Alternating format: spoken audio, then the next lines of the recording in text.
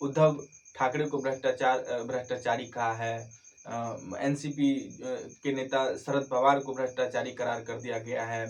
ममता बनर्जी और उनके भतीजा अभिषेक बनर्जी को भ्रष्टाचारी कह दिया गया है। झारखंड के मुख्यमंत्री हेमंत सोरेन को भ्रष्टाचारी कह दिया गया है।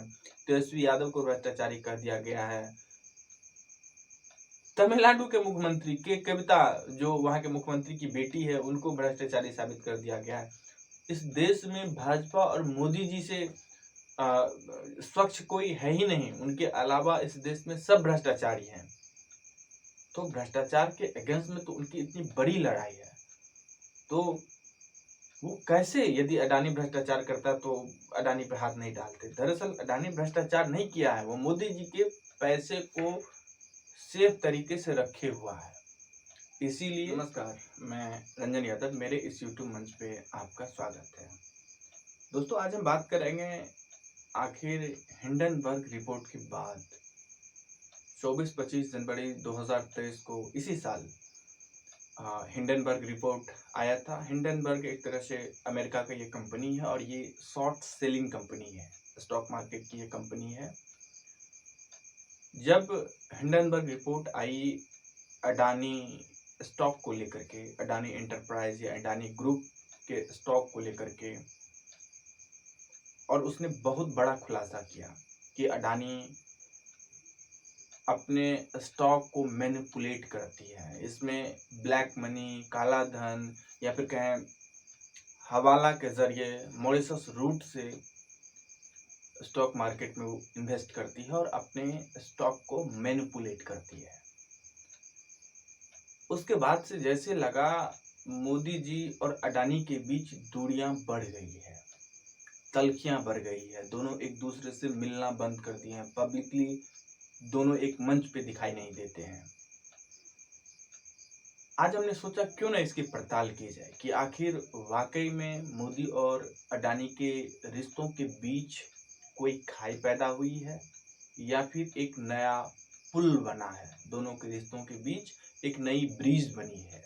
आज इसी पे बात करेंगे और जानने का प्रयास करेंगे कि आखिर अभी मोदी और अडानी के रिश्तों में क्या चल रहा है, क्या खीर पक रहा है। दोस्तों, जनवरी में हिंडनबर्ग रिपोर्ट आई, जनवरी 2023 में, और जनवरी लास्ट और फरवरी के फर्स्ट वीक में ही उत्तर प्रदेश में एक ग्लोबल इन्वेस्टमेंट समिट था। उस समिट का उद्घाटन करने प्रधानमंत्री मोदी आए और जो chief of honour guest of honour जो थे वो अडानी साहब थे।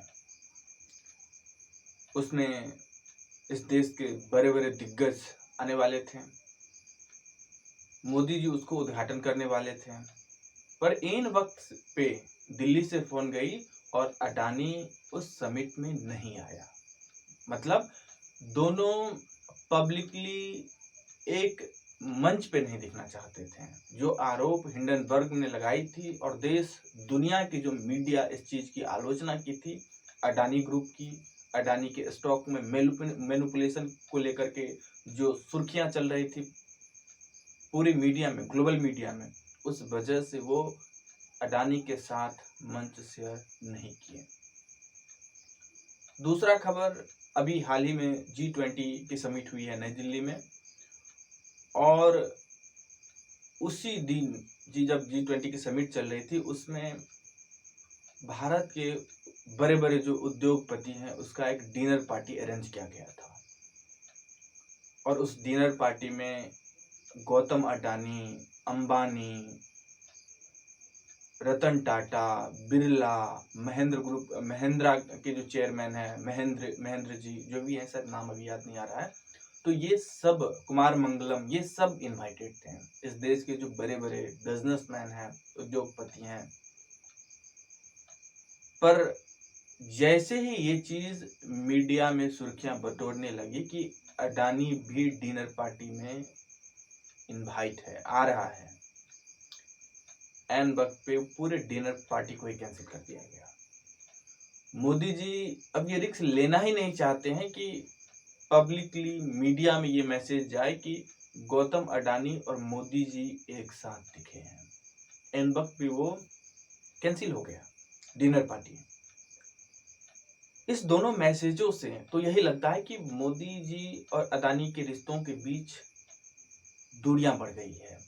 अभी जो नया हाल फिलहाल का जो सिचुएशन है उसमें, पर ऐसा है नहीं। उसकी हम पड़ताल करेंगे और तह में जाएंगे। अभी 7 नवंबर को, अभी 2 दिन पहले 7 नवंबर को भूटान के राजा आए हुए थे इंडिया, और मोदी जी से उसकी मुलाकात हुई। और उसके जस्ट अगले ही दिन 8 नवंबर को अडानी से मुलाकात हुई, भूटान के राजा का। आप समझ ही सकते हैं, दोनों एक साथ नहीं दिख सकते हैं, पर अलग अलग यदि दिखे तो क्या दिक्कत है।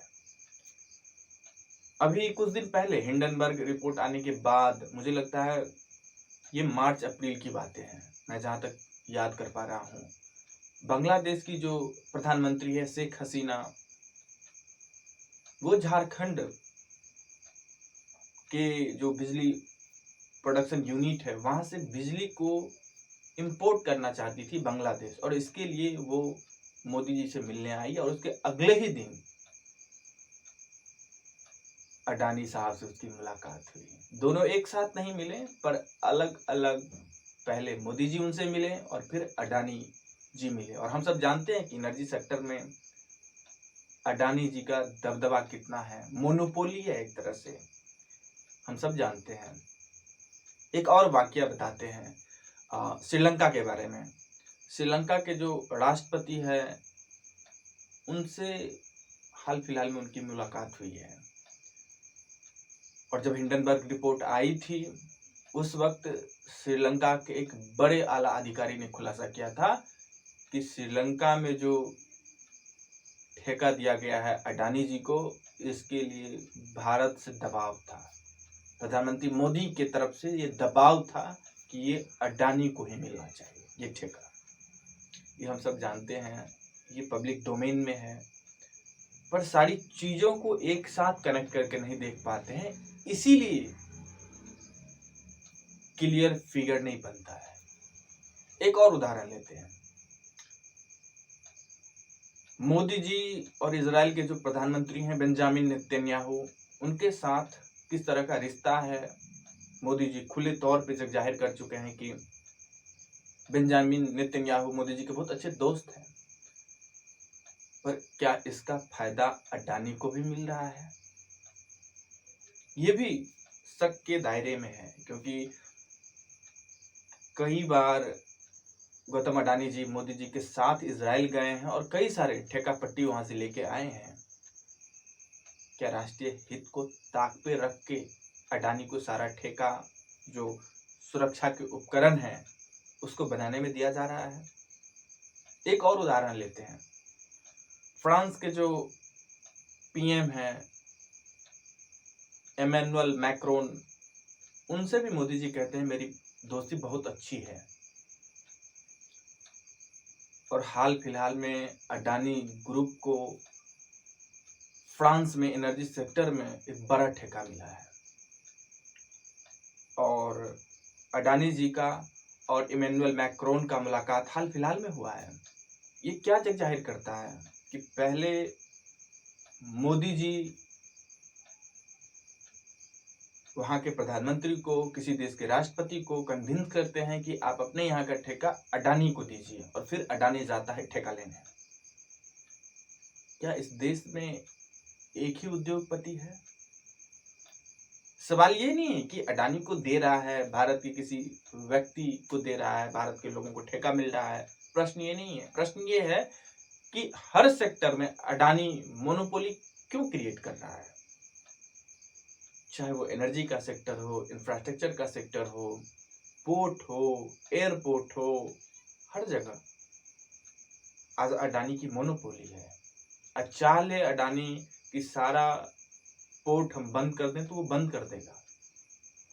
और भारत में भी कई सारे इंडस्ट्री को अधिग्रहण करने के लिए जो लोग हैं, उन पे किस तरह से ईडी, सीबीआई, इनकम टैक्स के माध्यम से दबाव डाला जा रहा है और उसे परेशान किया जा रहा है। और जब वो पूरी तरीके से परेशान हो जाता है, उसको घेर लिया जाता है, उसके बाद अडानी जी उस कंपनी को खरीदते हैं। ये हम आप लोगों पे आज छोड़ेंगे कि आप खुद तय करें कि मोदी और अडानी के रिश्तों के बीच खाई पैदा हुई है या एक नया पुल, एक नया ब्रिज बनी है। मुझे ऐसा लगता है, मैं अपनी राय बता रहा हूँ, आप अपनी राय कमेंट करके ज़रूर बताएं आपको क्या लगता है। पर मैं जहाँ तक समझ पाया हूँ, मोदी जी जब तक प्रधानमंत्री बने रहेंगे, अडानी और मोदी के रिश्तों में कोई दरार नहीं आएगी और हमेशा मोदी जी अडानी का पक्ष पोषक करते नजर आएंगे, उसको फेवर करते नजर आएंगे, उसको प्रोटेक्ट करते नजर आएंगे। क्योंकि कुछ लोग तो ये भी कह रहे हैं कि 20,000 जो स्टॉक मैनिपुलेशन का मामला है, 12,000 जो कोयला घोटाला का मामला है, कुल मिला के 32,000 करोड़ रुपया जो है, ये दरअसल अडानी का है ही नहीं, ये मोदी जी का है और मोदी जी अपने पैसे को अडानी के यहाँ रखे हुए हैं। और कुल मिला के जो मोदी जी या भाजपा के लोग अडानी का बचाव कर रहे हैं, वो दरअसल बचाव अडानी का नहीं कर रहे हैं, वो बचाव मोदी जी द्वारा जमा किए गए पैसे का कर रहे हैं, ताकि अगली बार जो अभी चुनाव होने वाला है, अप्रैल 2024 के अप्रैल में लोकसभा चुनाव, उसके लिए वो पूरा पैसा वहाँ इंतजाम करके रखा गया है। तो वो पैसा पे कोई मतलब आक्रमण न हो, उस पैसे को सुरक्षित वहाँ रखा रहे, इसलिए मोदी जी और बाकी भाजपा के जो लोग हैं वो अडानी को प्रोटेक्ट कर रहे हैं। नहीं तो मोदी जी इतने बड़े योद्धा जो भ्रष्टाचार के विरोध में तमाम इस देश के विपक्ष के नेता को जेल में कैद करने पे तुले हुए हैं, चाहे वो लालू यादव हो, केजरीवाल के जो 20 आम आदमी पार्टी के नेता हैं वो जेल में हैं, केजरीवाल को अब जेल में गिरफ्तार करने का प्रयास किया जा रहा है, उद्धव ठाकरे को भ्रष्टाचारी कहा है, एनसीपी के नेता शरद पवार को भ्रष्टाचारी करार कर दिया गया है, ममता बनर्जी और उनके भतीजा अभिषेक बनर्जी को भ्रष्टाचारी कर दिया गया है, झारखंड के मुख्यमंत्री हेमंत सोरेन को भ्रष्टाचारी कर दिया गया है, तेजस्वी यादव को भ्रष्टाचारी कर दिया गया है, तमिलनाडु के मुख्यमंत्री के कविता जो वहां के मुख्यमंत्री की बेटी है उनको भ्रष्टाचारी साबित कर दिया गया है। इस देश में भाजपा और मोदी जी से स्वच्छ कोई है ही नहीं, उनके अलावा इस देश में सब भ्रष्टाचारी हैं। तो भ्रष्टाचार के अगेंस्ट में तो उनकी इतनी बड़ी लड़ाई है, तो वो कैसे, यदि अडानी भ्रष्टाचार करता तो अडानी पे हाथ नहीं डालते। दरअसल अडानी भ्रष्टाचार नहीं किया है, वो मोदी जी के पैसे को सेफ तरीके से रखे हुआ है। इसीलिए मोदी और अडानी के रिश्तों को लेकर के जो आपकी राय हो वो प्लीज़ कमेंट में ज़रूर दर्ज करें और अच्छा लगा हो तो लाइक करें, शेयर करें, सब्सक्राइब करें। धन्यवाद।